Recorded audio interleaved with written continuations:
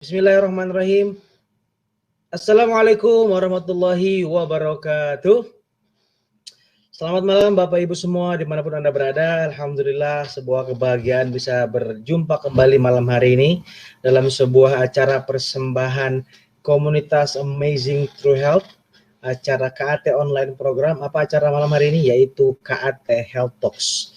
Bagaimana komunitas Amazing True Health menyampaikan informasi-informasi kesehatan yang insya Allah akan sangat bermanfaat buat Anda, yang sangat berhubungan erat dengan bagaimana terapi ini dilakukan dengan cara-cara yang sederhana bersama dengan terapi air putih insya Allah. Dan malam hari ini kita kedatangan pembicara yang alhamdulillah luar biasa, praktisi kesehatan yang memang sudah berpengalaman di bidangnya. Di tengah-tengah kesibukan beliau, alhamdulillah beliau tetap mau berbagi ilmu kepada kita, berbagi manfaat buat kita semua. Saya mewakili komunitas Amazing True Health mengucapkan jazakumullah khair. Terima kasih kepada Dr. Sarah Nasution yang malam hari ini alhamdulillah kembali bersama kita semua untuk berbagi. Sebelum kita mulai acara malam hari ini, kita buat sangat efektif, cepat, padat, dan langsung ke apa yang teman-teman butuhkan. Karena malam hari ini kita akan bicara tentang bagaimana peran hidrogen terhadap penyakit jantung koroner. Hidrogen gimana maksudnya? Udara apa? Nanti kita jelaskan. Nanti dijelaskan oleh narasumbernya bagaimana hidrogen sangat berperan untuk memperburuk atau memperbaiki penyakit jantung koroner insya Allah.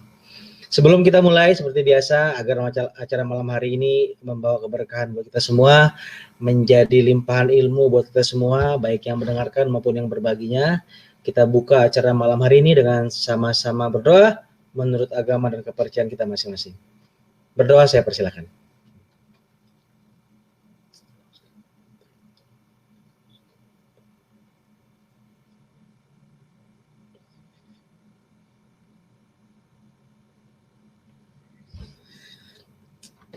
Amin amin ya Allah ya Rabbal Alamin. Terima kasih teman-teman semua yang sudah hadir di acara KAT Health Talks malam hari ini.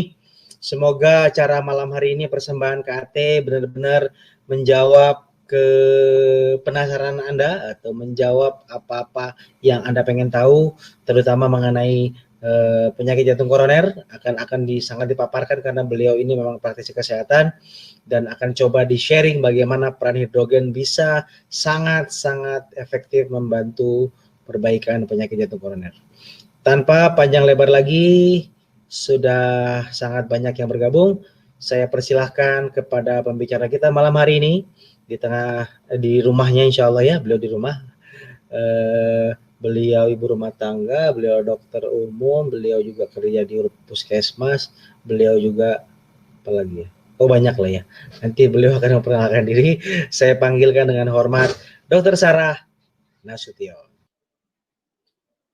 Oke. Assalamualaikum warahmatullahi wabarakatuh. Selamat malam Bapak Ibu semua. Perkenalkan saya Sarah Nasution, Bapak Ibu. Kebetulan saya seorang dokter, ya. Saya lulusan Universitas di Bandung, ya. Dan malam ini Bapak Ibu semua, alhamdulillah saya diamanahkan oleh komunitas Amazing True Health untuk berbagi kepada Bapak Ibu, gitu ya, terkait dengan tentunya aspek kesehatan apa yang sehari-hari ini komunitas Amazing True Health, gitu ya, warganya Facebook KAT dan warganya KAT TV channel ini konsumsi sehari-hari. Apa itu? Yaitu terkait dengan air yang diproduksi dari mesin elektrolysis kita, yaitu air energi Kangen Water, ya Bapak Ibu. Nah, ini berkaitan nih sama judul yang tadi Dr. Takwir bilang, peran hidrogen. Hidrogen ini terkait apa? Oke. Nah, izinkan saya sharing slide kepada Bapak Ibu semua. Kita langsung aja ya. Ya, oke. Terima kasih. Nah, peran hidrogen pada penyakit jantung koroner. Nah, apa nih peran hidrogen pada penyakit jantung koroner? Oke. Nah, saya langsung Bapak Ibu semua ya. Sebentar. Nah, oke. Ya. Jadi saya langsung nih menghadirkan kepada Bapak Ibu, ya, langsung anatomi jantung. Kenapa? Ya, kita harus bahas dulu nih. Untuk kita tahu bagaimana peran hidrogen pada penyakit jantung koroner, ya, kita harus tahu dulu definisinya, ya. Penyakit jantung koroner itu apa? Ya, Bapak Ibu, secara definisi, penyakit jantung koroner itu adalah gangguan dari fungsi jantung, Bapak Ibu, gangguan dari fungsi jantung yang terjadi karena adanya otot jantung yang kekurangan darah. ya. Jadi otot jantung kekurangan darah dikarenakan tersumbatnya atau terjadinya penyempitan atau tersumbat total dari yang namanya arteri koronaria. Kenapa kita harus tahu? Karena ternyata ini saya mengambil datanya dari CDC. CDC ini Center of Disease Control and Prevention. Jadi ini pusat pencegahan dan kontrol penyakit di Amerika Serikat sana, Bapak Ibu ya. Berdasarkan data dari negara Amerika Serikat, which is ini negara maju ya, yang ya siapa sih yang nggak tahu Amerika ya, dinyatakan bahwa ini ada yang namanya heart disease ya, penyakit. Nah, kemudian penyakit jantung koroner itu bahasa Inggrisnya coronary artery disease itu ternyata adalah tipe penyakit jantung yang paling sering, Bapak Ibu. Most common type disebutnya ya. Jadi bahkan heart attack, serangan jantung itu dinyatakan setiap tahun ya sekitar kurang lebih 805 ribu orang Amerika itu mereka mengalami yang namanya serangan jantung. Oke. Nah, next kita lihat lagi. Nah, bahkan kalau misalnya dilihat secara berdasarkan seksualnya, berdasarkan jenis kelamin, kemudian berdasarkan rasnya, berdasarkan etniknya, ya, Asian American. Jadi orang Amerika yang dia sudah campur lah ya, nikah segala macam dengan orang Asia, itu dinyatakan bahwa 21% dari kematian itu ya disebabkan oleh penyakit jantung. Nah, ini Amerika nih. Gimana datanya dengan Indonesia, ya? Oke, kita lihat nih sama-sama Bapak Ibu. Nah, ini adalah situasi penyakit tidak menular di Indonesia. Kenapa disebutnya penyakit tidak menular? Iya, karena yang namanya penyakit jantung ini ya memang bukan penyakit menular, jadi golongannya PTM, Bapak Ibu ya, singkatannya. Artinya ya kalau misalnya Bapak Ibu ketemu sama orang yang kena penyakit jantung, Bapak Ibu berinteraksi, kontak fisik, di luar kita bahas tentang COVID-19, ya tidak akan menular sakit jantungnya dia ke kita. Nah, kalau misalnya kita lihat Bapak Ibu, ini saya ambil datanya dari websitenya Kementerian Kesehatan Republik Indonesia, dan ini postingan dari Facebooknya Kementerian Kesehatan Republik Indonesia. Ini tahun 2020 loh Bapak Ibu postingannya ya, dan ternyata memang data yang ada di Kemenkes itu terakhir adalah di tahun 2014 ya. Kalau Bapak Ibu lihat lagi di sini, ini adalah penyebab kematian tertinggi di Indonesia. Oke, diurutkan dari yang paling rendah ya, maksudnya 10 penyebab kematian tertinggi Indonesia diurutkan dari yang paling atas itu yang nomor 10-nya. Jadi 9 8, 7 dan yang bawah itu yang paling tinggi. Nah, kita lihat nih Bapak Ibu ya. 3 teratas, ini yang paling tinggi ya. Nomor 3-nya langsung diabetes mellitus, kemudian nomor 2-nya itu adalah jantung dan pembuluh darah. Nah, penyakit jantung koroner nih golongannya nih ada di sini nih Bapak Ibu semua, ada di yang nomor 2 ini. Kemudian yang tertinggi itu adalah stroke ya. Artinya apa? Di Indonesia ini sebuah penyakit yang memang sangat banyak dan bahkan dia menempati posisi nomor 2 yang menyebabkan kematian tertinggi di Indonesia. Ya, that's why kenapa Bapak Ibu akan sangat familiar dengan istilah yang namanya penyakit jantung. Dan kalau masyarakat awam ya, masyarakat lah ya saya sebutkan, itu kalau misalnya menyebutkan penyakit jantung biasanya itu identik sama yang namanya jantung koroner ini Bapak Ibu semua.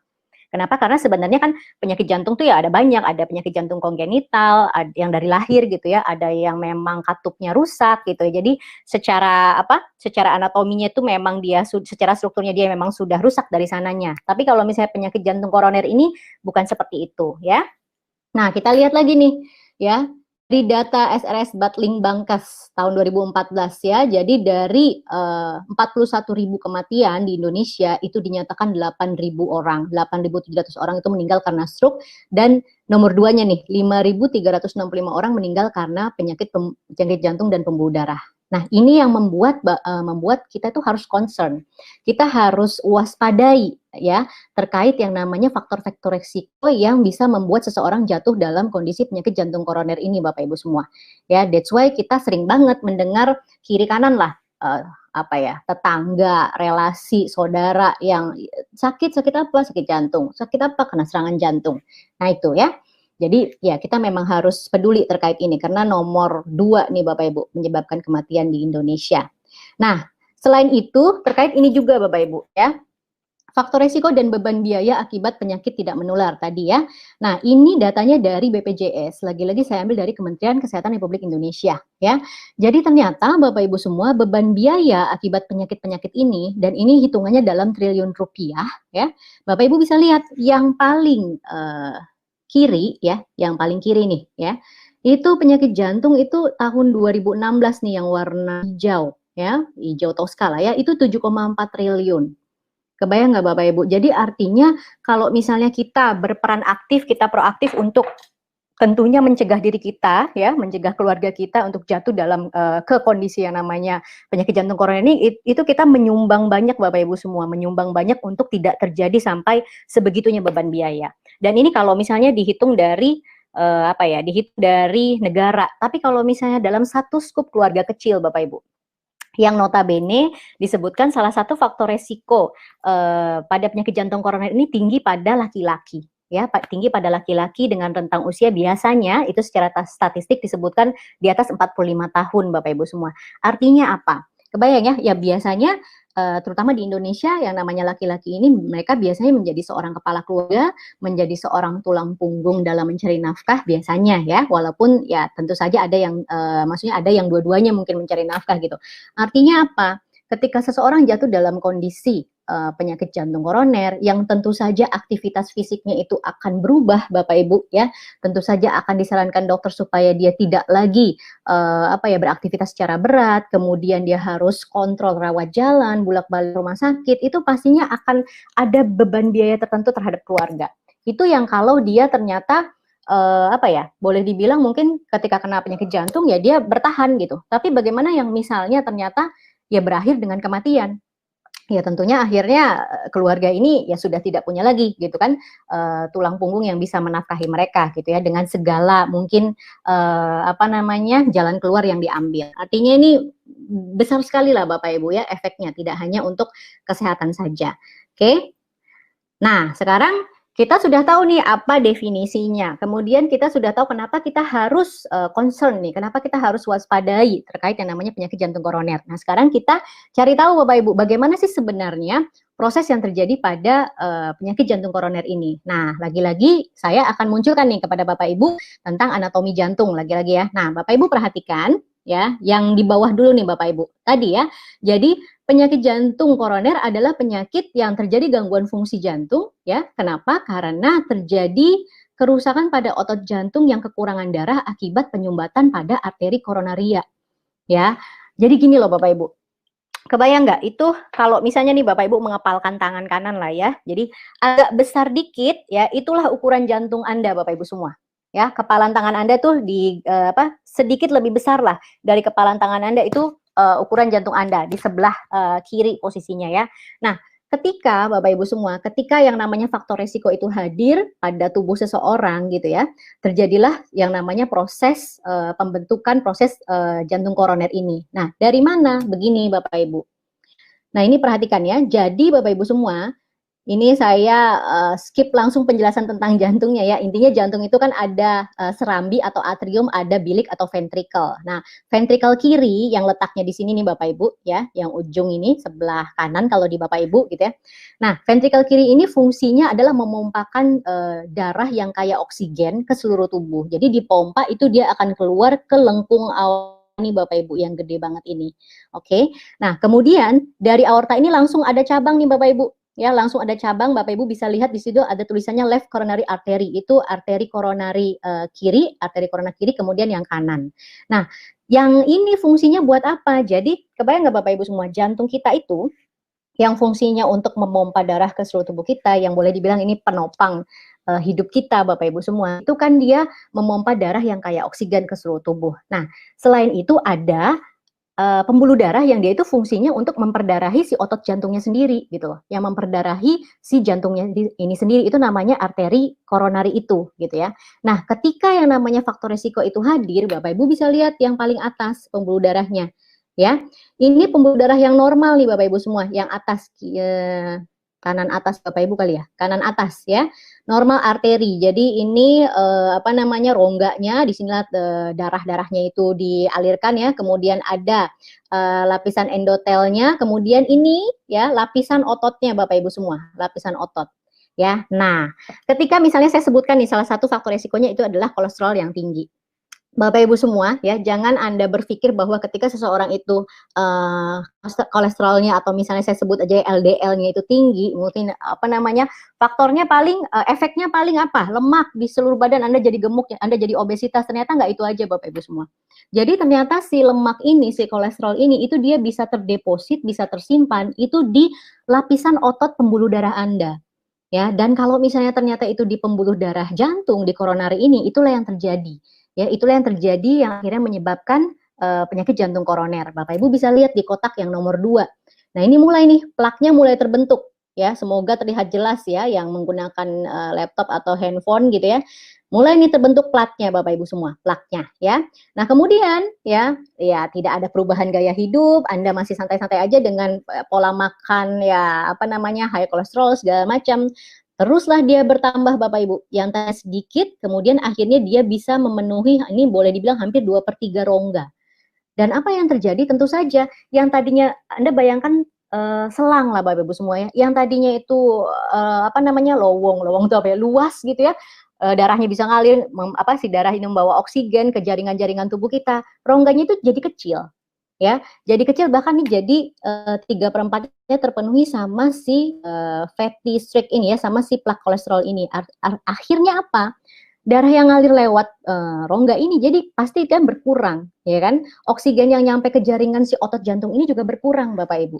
Ya, dan itu tentu saja mempengaruhi dari kerja si jantung karena kan si otot ini fungsinya buat memompa darah kita ke seluruh tubuh, ya. Bahkan sampai yang terakhirnya yang bawah ketika terjadi kerusakan ya bahkan ada yang jadi si lapisan plaknya itu ada yang rupture gitu ya, ada yang rusak gitu Bapak Ibu semua ya, terjadi penyumbatan, oh itu sudah pasti si otot jantung yang ini nih, yang paling ujung nih ya, yang biasanya nih area ini Bapak Ibu semua itu dia tidak diperdarahi, alhasil dia menjadi apa? Mungkin Bapak Ibu sering dengar iskemia atau infak seperti itu. Atau bisa lihat di yang pojok kiri atas ya, ini yang dari samping nih yang normalnya, kemudian ini yang dia terbentuk plaknya, dan ini yang terbentuk dengan bekuan darah ya. Oke. Nah, ketika ini terjadi Bapak Ibu semua, mulailah ya muncul nih gejala-gejala yang tentu saja berkaitan langsung sama proses yang terjadi dalam tubuh kita. Apa saja? Nah ini ya, kebayang nggak Bapak Ibu tadi ya? Jadi si jantung ini dia fungsinya untuk memompa darah ke seluruh tubuh kita. Tapi gitu ya, karena pola makan kita yang berantakan, karena gaya hidup kita yang tidak sehat gitu ya, alhasil tadi itu terjadi penyumbatan di arteri koronari, si ototnya itu bermasalah, otomatis kerja pompanya juga bermasalah Bapak Ibu semua. Kebayang nggak? Jadi dia butuh kerja keras karena si ototnya ini rusak gitu ya, otot jantungnya. Jadi ketika ya mensuplai darah ke seluruh tubuh itu tentu saja terganggu. That's why Bapak Ibu terjadi yang namanya shortness of breath. Jadi seorang yang dia itu kena penyakit jantung koroner itu dia akan sesak, kesulitan untuk bernafas. Kenapa? Itu kurang oksigen tadi Bapak Ibu. Ya, kemudian dia akan merasakan nyeri dada. Ya kenapa? Karena karena otot jantungnya itu rusak, jadi dia butuh usaha yang lebih nih buat mompa. Ya, terus ngerasa lemah gitu. Ya lagi-lagi karena kan suplai darah ke seluruh tubuh kita itu terganggu, berkurang dan pusing. Ya, tentu saja sama juga Bapak Ibu semua. Suplai darah ke otak juga terganggu. Ya, jadi gejala-gejalanya memang sesuai dengan apa yang terjadi dengan proses di dalam tubuh kita, proses pada otot jantung tersebut. Oke, bahkan Bapak Ibu semua, ini saya akan perlihatkan prosesnya tadi yang saya sebutkan. Jadi ada plaknya itu tidak hanya dia menyempit gitu ya, tapi bahkan ada yang rusak gitu ya, ada yang rupture yang sampai akhirnya membentuk sumbatan darah Bapak Ibu semua. Dia membentuk pembukuan darah di dalam pembuluh darah si arteri koronari ini. Nah, saya akan perlihatkan videonya semoga supaya Bapak Ibu kegambar gitu ya. Semoga suaranya bisa keluar nih. Katanya ini harus di-lock. Oke. Acute coronary syndrome, or ACS, is the leading cause of death globally. The spectrum of ACS ranges from unstable angina to non-ST segment elevation myocardial infarction and ST segment. Oke, nah ini Bapak Ibu tadi ya. Nih, bayangkan nih pembuluh darah kita, ya, pembuluh darah si arteri koronari. Itu kuning itu fatty streak-nya, rupture dia Bapak Ibu, rusak keluar dia dari lapisan endotel. Nah, yang namanya mekanisme tubuh kita itu ketika ada kerusakan, ketika ada luka, otomatis memang darah itu akan nempel Bapak Ibu dengan segala produk-produk yang bisa menyembuhkan itu. Tapi karena efeknya itu ya alhasil malah membentuk bekuan darah yang lebih besar lagi gitu. Nah, ini makin besar, makin nutup, makin nutup, makin nutup. Itu sel darah merah kita Bapak Ibu semua. Sah, kan? Nah, alhasil tadi otot jantung kita tidak bisa diperdarahi. Cat itu adalah otot jantung yang rusak Bapak Ibu. Nah, kepalan tangan, ketika misalnya satu area kecil aja yang rusak itu ngefeknya parah. Kayak gitu. Jadi ya bukan ngefeknya parah ya, boleh dibilang nggak bisa ada yang rusak sebenarnya harusnya sama sekali. Seperti itu. Ya. Next. Dulu.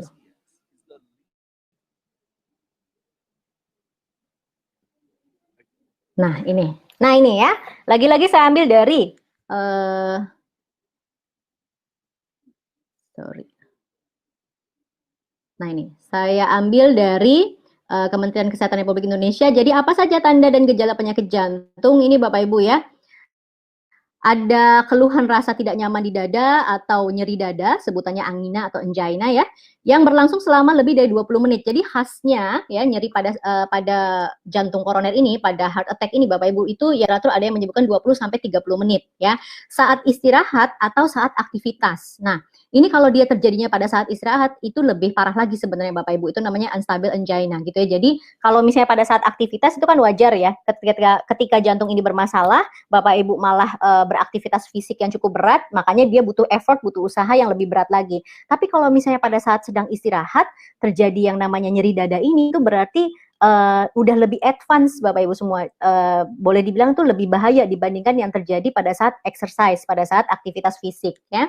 Kemudian dia disertai dengan gejala keringat dingin atau lemah, mual, dan pusing ya.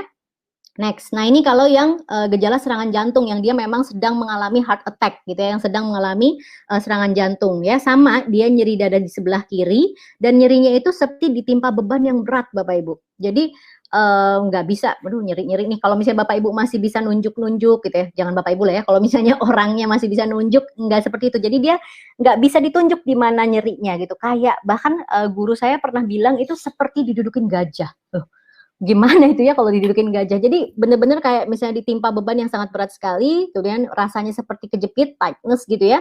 Terus kemudian heartburn, jadi kerasa panas gitu. Ya karena itu tadi ya si otot jantung ini dia berusaha terus memompa tapi dia kekurangan oksigen, kemudian yang terjadi akhirnya bukan pernafasan aerob tapi pernafasan anaerob yang akhirnya menghasilkan asam laktat yang lebih memperparah kondisinya Bapak Ibu.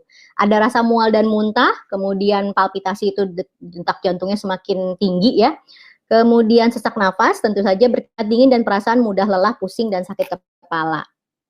Oke, nah ini lokasi nyeri dadanya Bapak Ibu, di belakang tulang dada, kemudian dia menjalar sampai ke leher ya, atau misalnya dia menjalar ke bahu dan lengan kiri biasanya ya, bisa juga dia menjalarnya ke rahang ya, di dada kiri sampai ke bawah ulu hati. Nah ini yang biasanya kadang orang yang menderita nyeri ini dia mikir kayak mungkin ini mah atau apa gitu. Bedanya adalah kalau misalnya mah ya tentu saja dia akan terjadi itu entah itu memang Anda telat makan, entah itu memang Anda habis makan kayak gitu ya. Jadi kalau pada nyeri jantung, serangan jantung itu tidak pada saat itu ya. Atau yang terakhir di daerah punggung di antara kedua belikat. Belikat itu yang kalau misalnya Anda yang gerakan tangan itu kan ada muncul tuh tulangnya. Nah, di antara itu Bapak Ibu ya. Oke. Next, nah ini. Nah, Bapak Ibu semua ini yang harus diperhatikan dulu ya. Kalau ternyata ada relasi, ada keluarga atau siapapun yang ada di hadapan Bapak Ibu mengalami gejala-gejala tadi, yang pertama Bapak Ibu semua ya, itu lakukan pertolongan pertama. Kenapa? Karena ini termasuk emergency case, Bapak Ibu. Ini termasuk kasus kegawat daruratan ya. Jadi ada hal-hal yang memang pada kondisi tertentu itu sangat butuh tindakan medis segera ya. Nah, di mana nanti kalau misalnya kita bahas fungsi dari si air hidrogen ini gitu ya, Kangen water ini tentunya adalah di fase pencegahan atau di fase recovery, rehabilitatifnya Bapak Ibu. Tapi pada saat kejadian gitu ya, kalau misalnya heart attack itu Bapak Ibu sangat-sangat butuh sekali yang namanya bantuan dari tenaga medis gitu ya. Jadi diposisikan setengah duduk ya, kemudian jangan malah diajak ngobrol, malah diajak aktivitas gitu ya. Kalau misalnya obat-obatan mungkin ini buat pasien-pasien yang memang dia jelas-jelas sudah terdiagnosa penyakit jantung koroner, biasanya dia punya obat-obat jantung, nah itu dikasih langsung tuh Bapak Ibu. Bisa lihat namanya, ada yang namanya ISDN, ada yang namanya Sedokart, itu langsung aja dikasih di bawah lidahnya. Kemudian, nah ini ada juga, saya pernah dapat tuh broadcast message gitu ya, salah satu cara supaya ketika pada saat kena serangan jantung itu dibatukkan keras-kerasnya gitu. Ternyata Bapak Ibu itu hanyalah ya itu nggak benar lah intinya ya. Jadi tindakan itu hanya dilakukan biasanya diminta sama dokter spesialis penyakit jantungnya itu pada saat jantungnya memang termonitor sama alat EKG Bapak Ibu. Jadi ada tujuannya ya. Dan yang paling penting sebenarnya ini call 911, bukan 911 apa sih? 119 ya.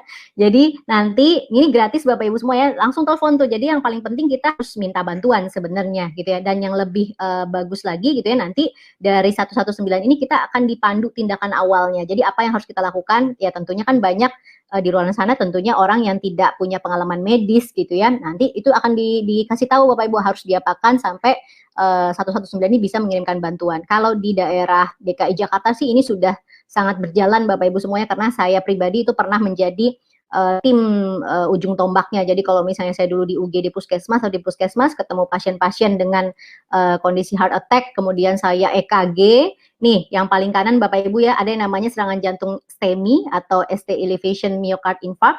Itu adalah serangan jantung yang dia itu tandanya pada saat EKG itu ada peningkatan ST elevation gitu ya. Nah itu wajib banget kita kontak gitu. Kalau di DKI sih sudah berjalan seperti itu. Jadi langsung tuh ambulannya yang datang ngejemput kayak gitu Bapak Ibu. Nah ya, Kangen water ini perannya di mana sih, arahnya di mana gitu ya. Kemudian terkait dengan tentunya karakteristik dari air kita yang punya manfaat pada vitalitas tubuh seseorang ya.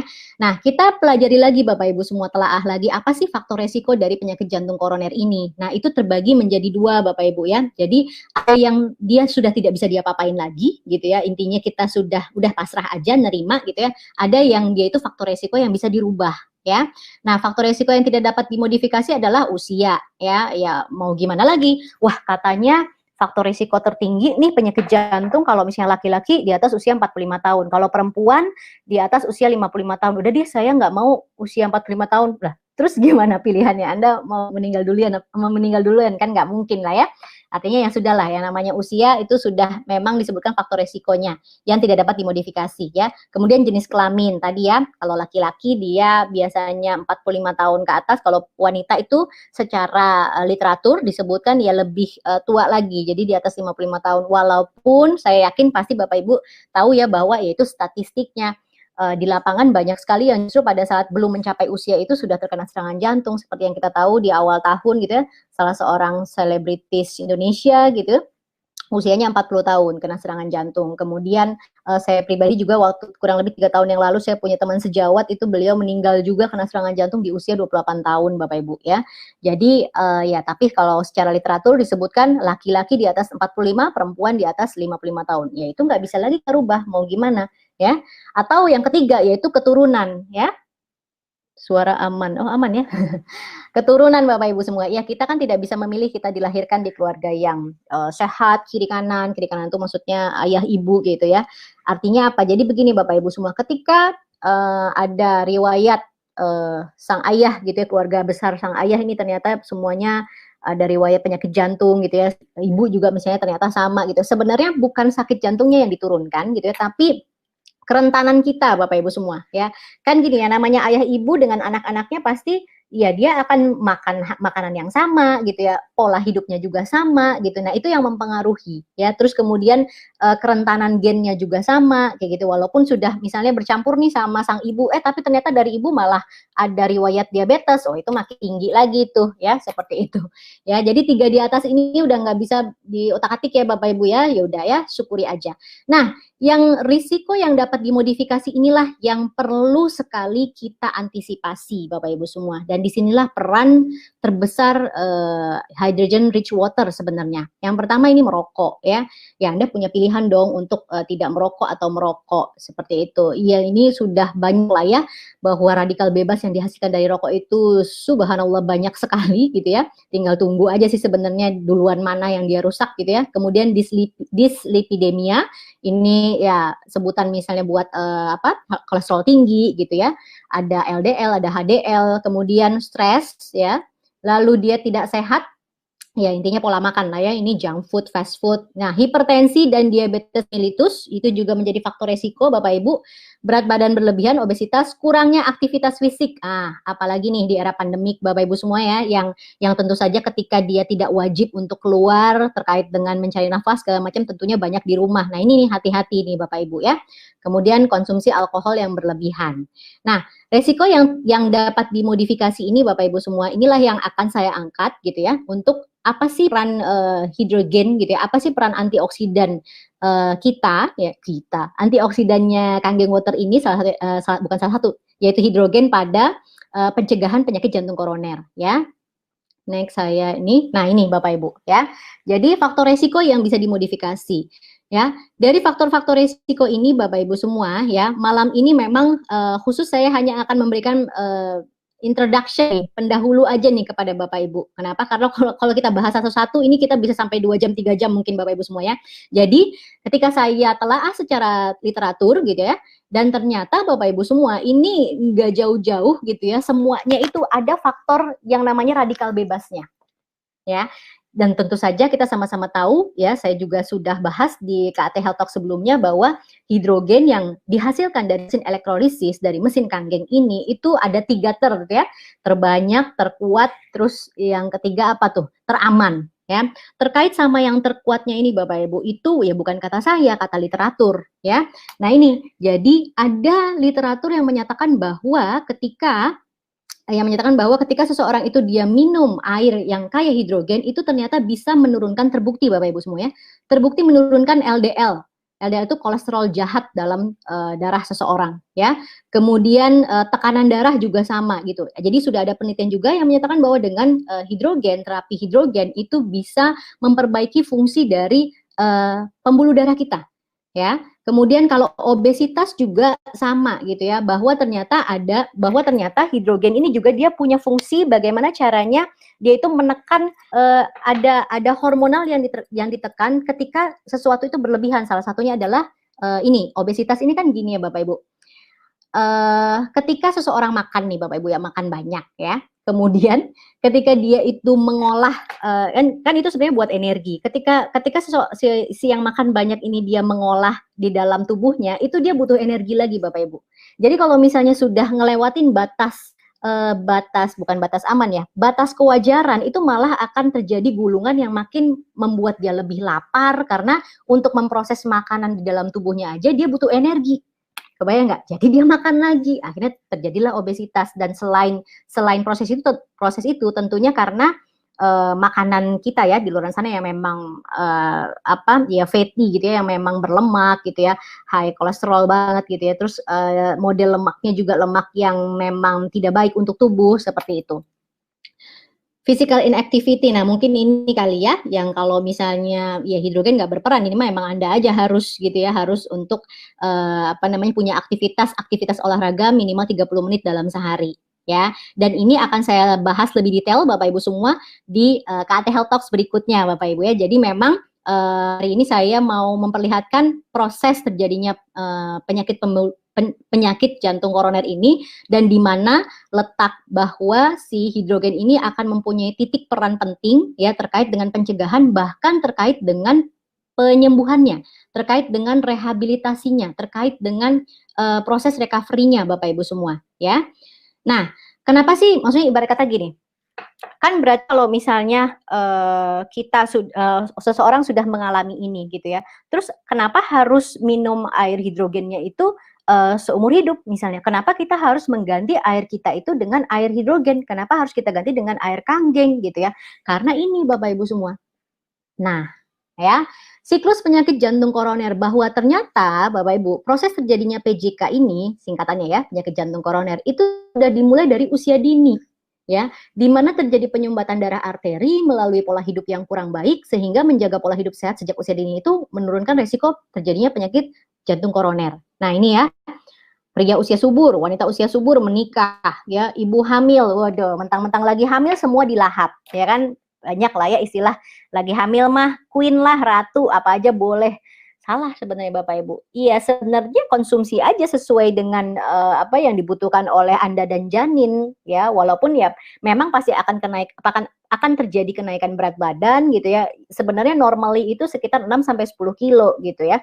Nah, tapi ya pada kenyataannya kan banyaknya akhirnya ya depositnya malah justru ke ibunya gitu. Kemudian bayi pada saat bayi dan balita, oh nggak apa-apa nih mumpung masih anak-anak gitu ya, remaja gitu ya, makannya bebas lah, orang masih muda ini, nikmatin aja dulu Bapak Ibu. Itu terbentuk dari awal, akumulasi Bapak Ibu semua, tidak serta-merta terjadi dalam hitungan mungkin 1-2 tahun, enggak Bapak Ibu.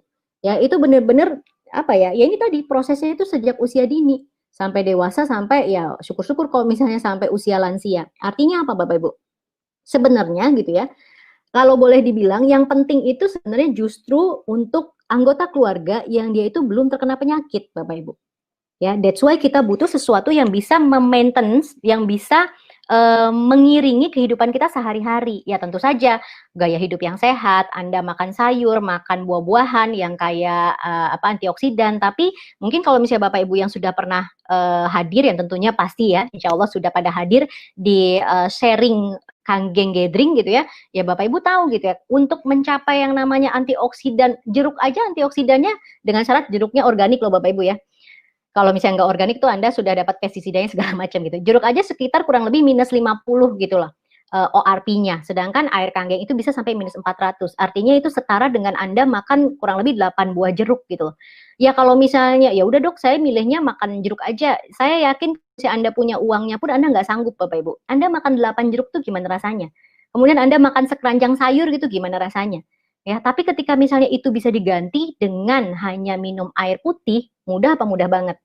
Nah, itulah mengapa justru sebenarnya kebutuhan kita itu adalah menghadirkan sumber yang memang gampang kita konsumsi, ya, sumber antioksidan yang gampang kita konsumsi dan memang bisa long lasting gitu. Ya, mungkin dibilang long lasting selamanya belum ada sih sampai detik ini, tapi yang saya tahu umurnya mesin Enagic ini itu bisa 15 sampai 20 tahun tergantung dari maintenance-nya Bapak Ibu. Ya, itulah mengapa justru butuhnya itu Anda harus concern itu, kita harus concern itu sama orang yang belum sakitnya gitu. Ah dok, nanti aja lah gitu ya. Ya namanya manusia kan ya, nggak hanya di Indonesia Bapak Ibu, semua lah di luaran sana itu biasanya dia akan sadar kalau misalnya kebentur dulu, kalau misalnya benjol dulu, nanti, bukan nanti ya bahasanya tuh, ya mungkin karena sehat jadinya lebih cuek segala macam. Tapi Bapak Ibu semua, ketika Anda sudah sakit, ya memang udah nggak ada pilihan selain terapi gitu loh. Ya, apakah Anda mau ngerasain sakitnya? Let's say Anda punya yang namanya apa itulah asuransi segala macam, Anda punya uangnya gitu ya. Tapi ketika yang namanya jatuh dalam kondisi sakit, let's say misalnya jantung koroner, emang mau ngerasain nyeri dadanya yang hebat ya kalau misalnya selamat. Ya kan? Ya iya kan, faktanya banyak yang ketika kena serangan jantung yang langsung memang berpulang seperti itu ya. Jadi justru yang penting itu adalah ya bukan ke orang yang sakitnya. Orang sakitnya sih penting Bapak Ibu, tapi yang penting justru orang-orang yang belum sakitnya ini, pasangan kita, anak-anak kita gitu ya. Yang notabene kan anak-anak kita 5 sampai 10 tahun ke depan itu dia menjadi seorang dewasa juga, menjadi seorang pemimpin juga di negara ini gitu ya. Jadi itulah pentingnya kenapa kita harus memilih cara sehat, tentu saja tetap dengan gaya hidup yang sehat. Tapi bagaimana caranya di boosting gitu ya? Gimana caranya di boostingnya ini bukan cuma sekedar suplemen juga gitu ya? Masya Allah sudah banyak studi literatur bahwa antioksidan hidrogen ini ya sangat-sangat powerful seperti itu. Dan kalau kita bahas tentang Kangen Waternya sendiri, sebenarnya nggak hanya dari minumnya juga kan? Kita bisa melindungi bukan hanya dari dalam tubuh, tapi juga dari luar tubuh. Dari mana? Dari produk yang namanya strong acid-nya, yang namanya strong kangennya. Ya. Nah, Bapak Ibu semua, ini adalah slide terakhir saya. Jadi insya Allah lebih detail itu akan saya bahas di seri berikutnya ya, KAT Health Talk series yang berikutnya gitu ya, terkait titik-titik mana nih gitu ya yang si hidrogen ini, walaupun tadi saya sudah sebutkan, tapi akan saya tampilkan jurnal-jurnalnya yang terkait dengan pernyataan saya tadi. Oke, ini langsung saya tutup. Oke, sudah. Nah, wow, 40 menit ya. Oke, Bapak Ibu, mungkin setelah ini sesi langsung saya kembaliin dulu ya ke Dokter Takwir ya. Alhamdulillahirrahmanirrahim. Terima kasih banyak Dokter Sarah. Ya, nampaknya malam hari ini kita kuliah lagi nih, Dok. Banyak yang harus harus banyak belajar nih ya. Makin mengenal, makin bersyukur dengan karunia jantung. Dan memang kita, sebagai informasi bagi teman-teman semua, sebelum nanti saya sedikit tambahkan penjelasan mengenai acara malam hari ini. Bagi teman-teman yang sudah sejak awal mengikuti penjelasan dari Dokter Sarah, mangga kalau ada pertanyaan yang berkaitan dengan apa yang disampaikan Dokter Sarah, alhamdulillah kita punya waktu sekitar 10 menit untuk kita bisa tanya jawab. Gimana cara nanyanya? Ketik di chat ya. Nanti kita akan bacakan pertanyaannya dan Dokter Sarah insya Allah akan coba bantu jawab ya. Sebelum Dokter Sarah jawab, pertemuan kali ini alhamdulillah kita akan buat ke beberapa sesi karena nggak mungkin dalam waktu 40 menit Dokter Sarah menjelaskan pelajaran yang beliau dapat selama 7 tahun di kampus gitu ya. Ya, tapi beliau akan coba memberikan tips, trik, bahkan mungkin langsung ke bagaimana langkah-langkah konkret di lapangan. Ya begitu ya, Dok? Mungkin saya beri waktu buat Dokter Sarah sambil ngecek pertanyaan. Mudah-mudahan kita bisa sama-sama menjawab. Ada Dok? Yang mana Dok? Sebentar, oleh siapa Dok? Tadi saya lihat jadi hilang lagi. Bentar saya perbesar dulu ya, Bapak Ibu ya, supaya lebih. Sorry. Tadi ada yang nanya cuman, ini ya. Oke, boleh. Bu Ana Ratnasari. Jadi, apa nih pertanyaan? Jika sudah kena jantung bisa diterapi air Kangen Water, ya. Ini kita bahas jantung koroner ya, Bu Ana ya. Jadi jika sudah kena jantung, maksudnya sudah terkena penyakit jantung ya, karena kan kita semua alhamdulillah punya jantung ya, Bapak Ibu ya. Bisa diterapi dengan Kangen Water, Bapak Ibu semua. Ya, ini bahasa terapi ini kan apa ya? Kita bantu proses penyembuhan ya, Bapak Ibu saya. Artinya apa ya? Kalau misalnya ketika tadi saya sebutkan ya, Mbak Ana khususnya gitu ya.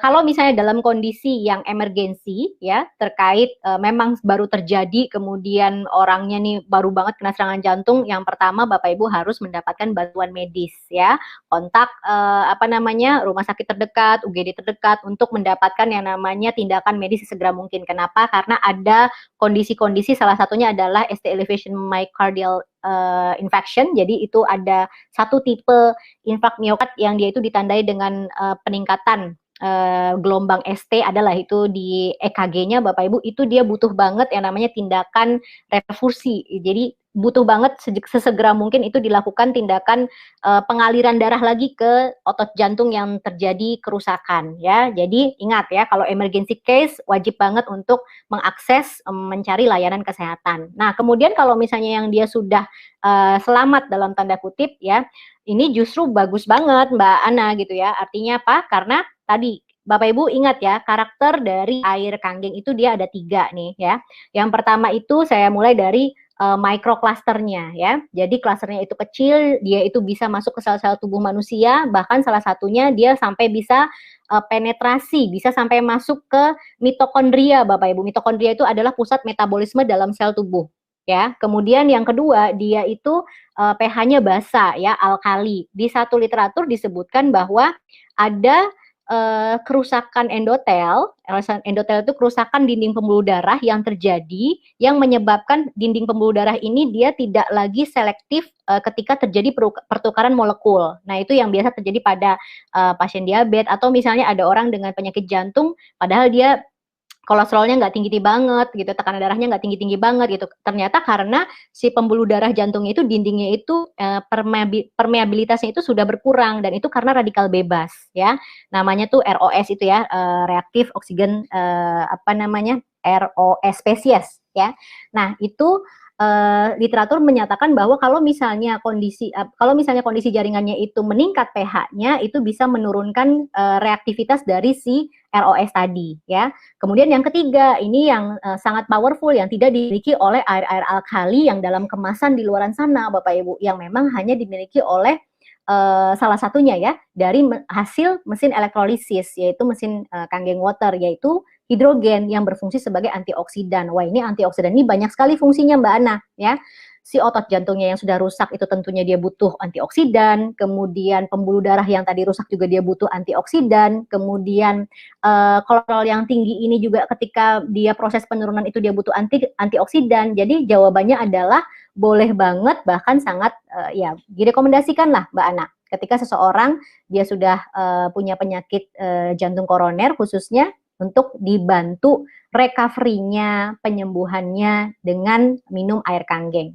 Dan sebenarnya Bapak Ibu semua, secara keseluruhan nih saya sebutkan ya, apapun penyakitnya, selama dia masih boleh minum air putih gitu ya, dan kayaknya nggak ada penyakit yang nggak boleh minum air putih, itu boleh banget air putihnya diganti dengan air kanggeng ya.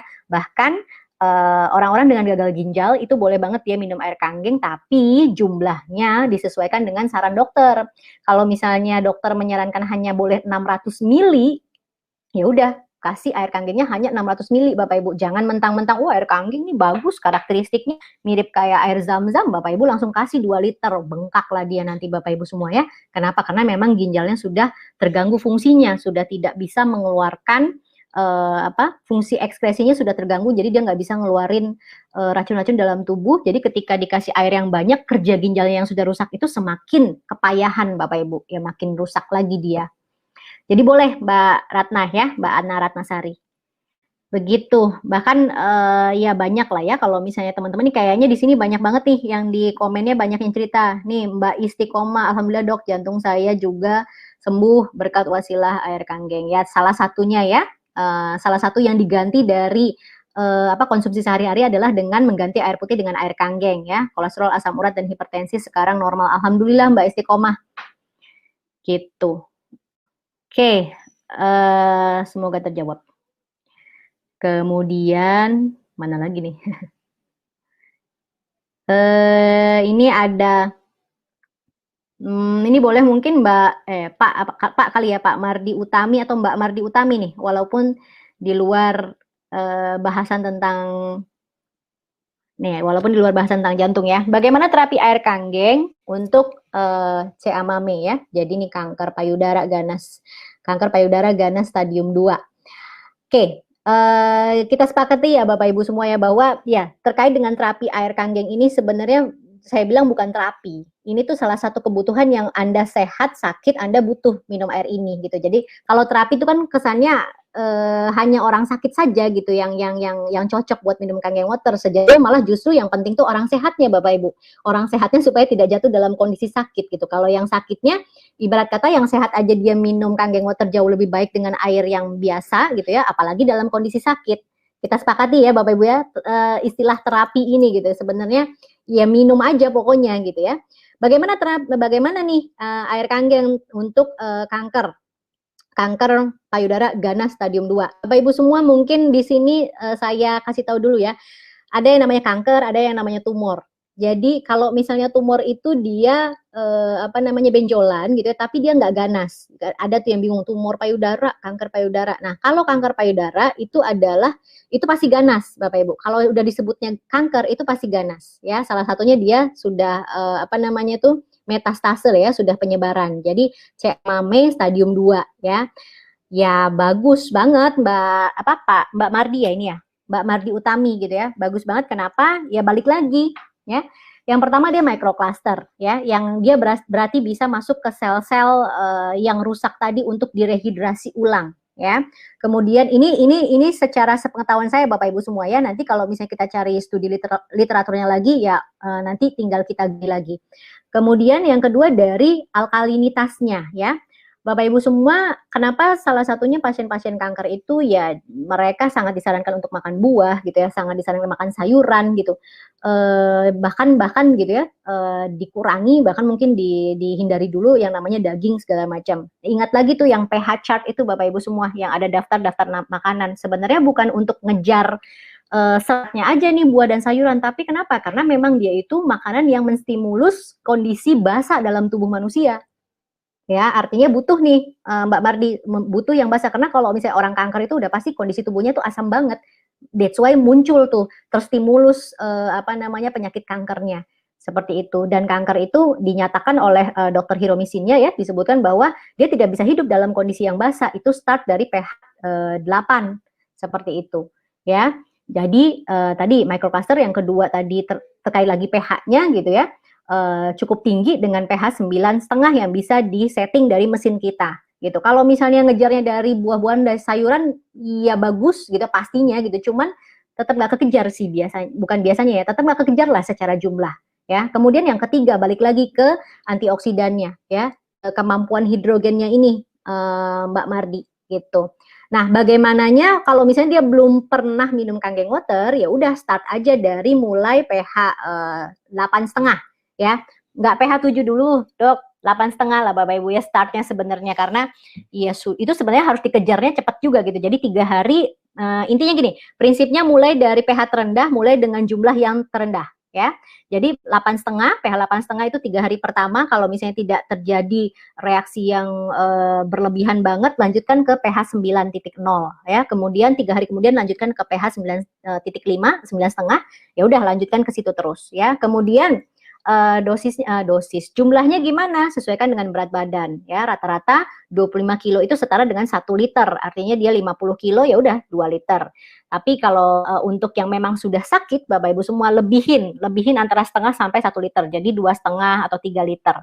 Biasanya kalau misalnya pasien-pasien kanker kan biasanya ya dia sudah habis badannya ya, mungkin minimal 2 liter lah. Dan syaratnya yang paling utama adalah fresh from the machine. Kalau dia belum punya mesinnya, Mbak Mardi gitu ya, pastikan dia akses airnya itu fresh setiap hari. Jadi ngambil airnya yang tiap hari, jangan yang di stok 3 hari atau bahkan seminggu, jangan. Ya, fresh from the machine. Nah, memang pilihan terbaiknya adalah si mesin ada di rumahnya beliau, ya, ada di rumah orang yang memang sedang membantu ikhtiar lewat Kangen Water. Kayak gitu, Mbak Mardi Utami. Kalau ada kendala di jantung, olahraga apa yang masih bisa dilakukan? Oke, ini Fatma Suhendro, perempuan lah ya kayaknya ya.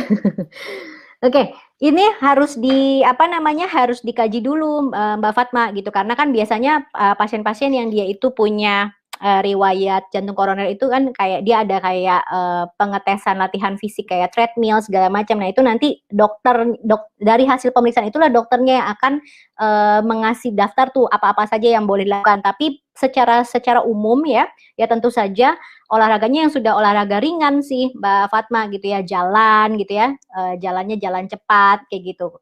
Tapi kalau misalnya untuk lari sepeda dengan frekuensi yang cepat, kayaknya dia harus dikonsulkan dulu nih Mbak Fatma ke dokter yang memang menangani beliau. Itu nanti ada tes fisiknya yang bisa menentukan si pasien ini bisanya kategori mana nih aktivitas fisiknya kayak gitu. Ya, jadi nanti tuh ada perhitungannya Bapak Ibu ya. Misalnya ketika dia treadmill tahannya berapa menit segala macam, itu nanti dihitung, kemudian detak jantungnya juga dihitung kayak gitu. Itu Mbak Fatma Suhendro. Ya, yang paling standar sih jalan ya, karena itu olahraga yang paling gampang. Jalan. Banyak ya pertanyaannya. Masya Allah. Ya dok, Masya Allah, ini pertanyaannya sangat-sangat banyak sekali, kalau kita bahas sampai subuh juga nggak ada. Tapi mungkin yang terakhir dok, bisa dibaca? Oh, udah ya? Oh tadi ya. Bener nggak kalau misalnya telapak tangan kaki dengan ciri-ciri mengidap penyakit jantung? Mas Hadi kali ya. Mas Hadi, tadi kira-kira ada nggak di di faktor yang saya sebutkan tadi nggak ada ya gitu ya. Ini terkait persarafan sih. Kadang kan ada saraf simpatis segala macam itu beda lagi penjelasannya. Dan kalaupun ternyata dia itu ada gangguan jantung, itu biasanya justru yang bawaan tuh, yang memang dia dari kecil kayak gitu ya, kongenital kayak gitu. Nah, tapi tetap saja harus dicek. Jadi gini, kita tuh ke dokter sebenarnya, ke layanan kesehatan itu ya sebenarnya jangan takut lah Bapak Ibu. Tapi kalau misalnya di saat ini, di era pandemik ini, kalau misalnya nggak emergensi, nggak urgent, nggak usah dulu ya. Jangan melipir dulu ke layanan kesehatan ya. Tapi kalau misalnya normally itu ya kita itu sebenarnya wajib untuk medical check up gitu. Karena banyak sekali penyakit-penyakit gini loh. Penyakit itu dia akan muncul kalau muncul gejala kalau sudah parah. Jadi nggak ada cerita tuh kalau misalnya masih yang tadi ya, pembuluh darahnya baru dikit gitu, si plak lemaknya nggak akan keluar dia memang gejalanya. Nah, ketika gejala sudah muncul, tapi sayangnya nih Bapak Ibu, ketika gejala sudah muncul itu pasti progresnya itu sudah hampir-hampir terminal, hampir-hampir ujung gitu loh. Jadi memang normalnya memang kita wajib gitu ya, berkala lah ya untuk medical check up. Ya, sama lah kayak misalnya gitu kan ke dokter gigi takwir gitu ya untuk scaling, itu kan 6 bulan sekali. Lah kan kalau misalnya Bapak Ibu nggak ngecek, nggak tahu kalau misalnya ternyata bedanya gigi yang bersih sama yang perlu scaling seperti apa. Intinya gitu lah ya. Ini bercanda aja sih, ngaitin dengan MC yang dokter gigi. Kayak gitu, Mas Adi. Oke, terima kasih banyak sekali lagi. Ini pertanyaan banyak banget dan peserta makin bertambah juga ya. Makin malam pertanyaan makin banyak. Saya mohon maaf kepada seluruh peserta. Mohon disimpan pertanyaannya karena kita memang sengaja menyajikan acara ini berkala. Jadi mudah-mudahan di kesempatan berikutnya kita bisa menyediakan waktu tanya jawab jauh lebih banyak lagi. Mohon maaf kepada teman-teman yang sudah bertanya tapi belum sempat terjawab. Bahkan pertanyaan pun ada yang sampai perut kembung lah, banyak ya, artinya bukan hanya ke jantung gitu ya. Akan ada sesinya nanti ya. Sekali lagi untuk saat ini saya cukupkan dulu, sudah jam 9. Kita sudah 1 jam bersama dengan Dr. Sarah. Sekali lagi kami ucapkan jazakumullah khair kepada Dr. Sarah atas ilmunya malam hari ini. Semoga menjadi amal jariah buat Dr. Sarah sekeluarga, terus diberikan keberkahan dalam kehidupannya. Amin, dan kesehatan keluarga. Salam sama keluarga dok. Kita ketemu lagi di KHT Talks berikutnya. Siap-siap ya. Assalamualaikum. Waalaikumsalam warahmatullahi wabarakatuh. Ya teman-teman, alhamdulillah sudah kita selesaikan acara KHT Talks malam hari ini yang temanya menarik ini ya. Begitu tanya jawab komennya langsung gitu ya. Saya mohon maaf karena di awal saya tidak menginformasikan di KHT Health Talks berikutnya insya Allah kita akan memfasilitasi tanya jawab ya. Mudah-mudahan materinya bisa 20 menit. 20 menit terakhirnya kita akan buka dengan tanya jawab dan mudah-mudahan pertanyaannya semua sesuai dengan materi yang disampaikan agar pembicara bisa fokus ke materi yang disampaikan. Sekali lagi mohon maaf kepada seluruh peserta yang sudah bertanya tapi belum terjawab. Pastinya artinya Anda harus hadir lagi di pertemuan KHT Health Talks berikutnya. Kapan? 2 minggu lagi. Ya, setiap Kamis malam mohon dikosongkan. Kita akan kembali belajar bersama orang-orang yang ahli di bidangnya, para praktisi kesehatan yang insya Allah akan memberikan kita pencerahan bagaimana kita bisa menjaga kesehatan, bagaimana memahami kesehatan penyakit itu dengan baik, plus solusinya untuk bisa melakukan terapi. Sekali lagi terima kasih atas segala perhatiannya, mohon maaf atas segala kekurangannya. Dari kami komunitas Amazing Tour mengucapkan terima kasih. Mudah-mudahan kami terus bisa memfasilitasi, mempersembahkan acara-acara online terbaik dan banyak manfaat buat Anda semua. Yang benar dari Yang Maha Kuasa, yang salah dari kami pribadi. Allahumma rabbik, saya pamit. Assalamualaikum warahmatullahi wabarakatuh. Thank you.